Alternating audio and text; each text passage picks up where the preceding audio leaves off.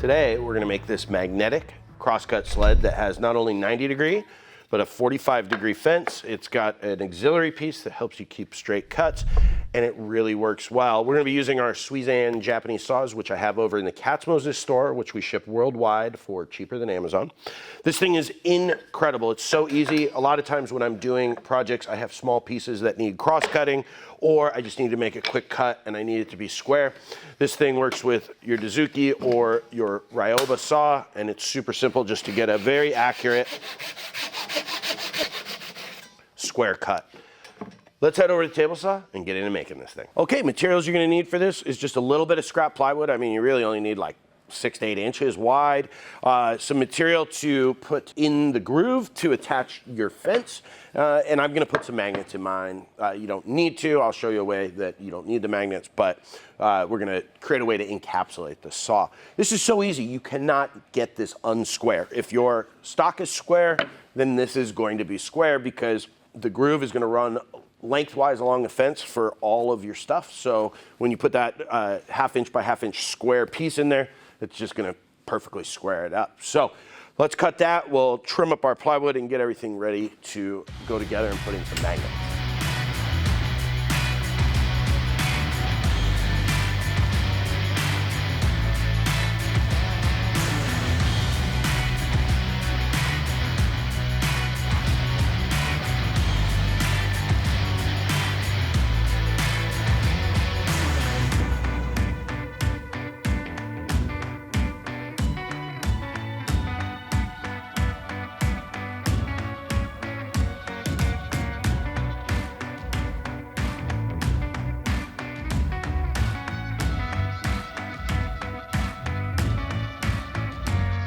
Now that we have our fence support piece cut so that it fits in there really tight, that's kind of what you want. And then we're gonna chamfer these corners so that it's really easy to put these fence pieces on. We're now going to shape our fence pieces. Now, as far as height goes, you know your workflow. So if you're doing big 8/4 stock all the time, you're gonna wanna leave it this tall. When I'm cutting small pieces with my handsaw, I'm usually cutting stuff that's kind of smaller than this. It doesn't really matter because you're gonna be cutting towards you if you're using a Japanese saw or away from you with a push saw. So where the height matters is just how much contact you're gonna get with your magnet. So up to you. I'm probably gonna go maybe a little bit thicker than this piece here. That's probably about 1 inch. I'll probably do like 1.25 inches, 1.5 inches. And we're gonna cut several pieces. Now what's great about this setup is you can do any sort of fence attachment you want with any angle. So down the road, you can add any sort of fence option you want. So I'm gonna make some that are 45 and some that are 90. And I'm gonna create mating pieces so that they can encapsulate each other so that if I'm doing a tough cut, I can really sandwich my saw in there and make sure that everything's really nice and perfect. So take off a bunch of this thickness and shape our pieces, and then we're gonna go ahead and head over to the drill press and put our magnets in.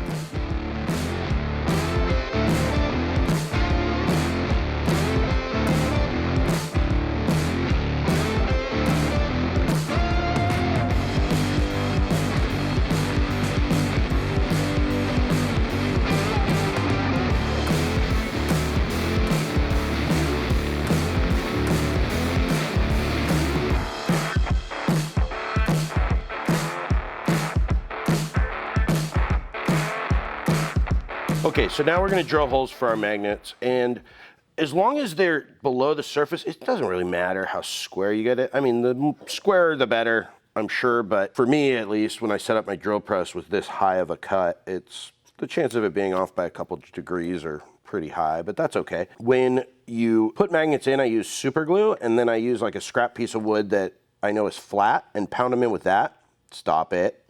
And that usually ends up with the magnet just slightly below flush and gets it in the perfect place. And then I just wipe away any super glue before it dries, which keeps your surface square. So I'm gonna go ahead and drill holes for 3 magnets. My magnets are 9mm. I'm gonna use a 9mm drill bit. You want to make sure that your drill bit gives it a nice friction fit. Otherwise, when you slap your saw against it later, if it's not in there pretty tight, it's gonna pull them out. Just the impact of the magnets sucking the saw in will eventually break the super glue. And so we're gonna do that, and then I'm gonna set it up against the fence here. And this is where it's great to keep things like your offcuts, because now you can use it as a support piece and clamp it to your fence, which really helps. This is actually not an offcut, but an offcut, 45-degree offcut would work great here. So let's get these holes drilled. We're gonna get the magnets put in, and then we're gonna start putting this thing together and finishing it up.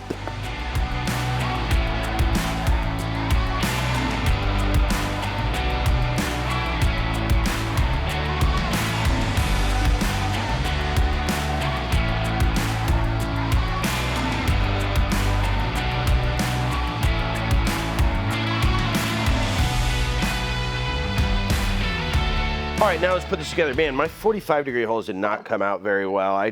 You know, we always talk about our mistakes here. I should have put more support underneath it because the drill press was just put so much pressure on it that the holes kind of wandered a little bit.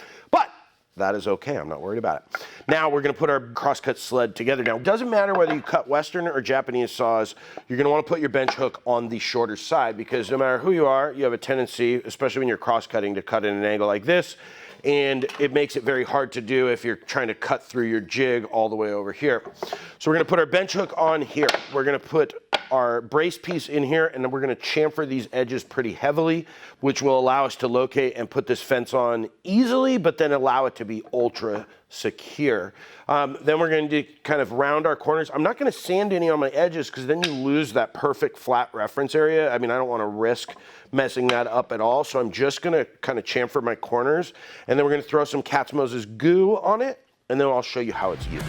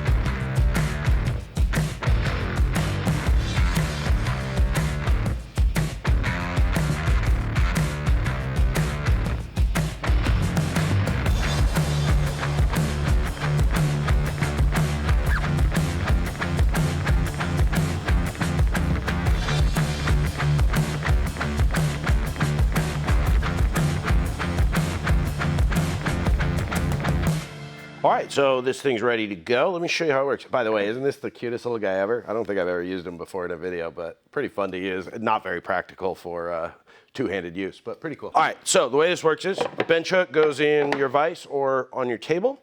And then let's say we want to cut a 90-degree cut. We're going to put our fence on there. Now, you can see your saw is going to stick to it. This is, again, the Suizan saws, which I have in my store, which are cheaper than Amazon. I've got 5 different saws, 2 Dazukis, 2 Ryobas, and a flush trim saw that are all my favorite saws. Now, what we can do here is a couple things. One, we can cut it just like this and go through, or you can use this piece to encapsulate and add a little bit more distance on your fence here. So you can just take your saw and push this guy in here. Now he's really in there. Then you take your piece you want to cross cut, put him in there just like that. And there you go. Just like that. Let's check that for square. Dead square. Man, that is really cool. Now, let's say you want to do 45. You would spin it around here. Now, with 45, I like to sometimes go off the side. It makes it a little bit easier to do. And again, should be able to encapsulate. Yes, you can. So let's say we're going to cut a 45. Put our saw in there. We got our magnets. And if you want, you can move this guy in there. You don't have to.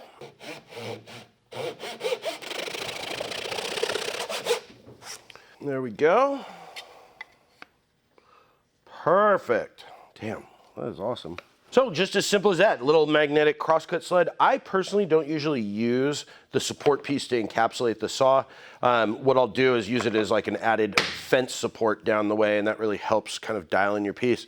Head over to the Katz-Moses store. I have these 2 folding Dazuki and Ryoba saws, and then I also have a 7-inch version of both and the new Suizan flush cut saw. And like I said, cheaper than Amazon, and if you bundle it with a dovetail jig or stop block, you can actually get them as much as 20% off retail price. So very, very good price. That's my little gift to you guys. So thanks for watching.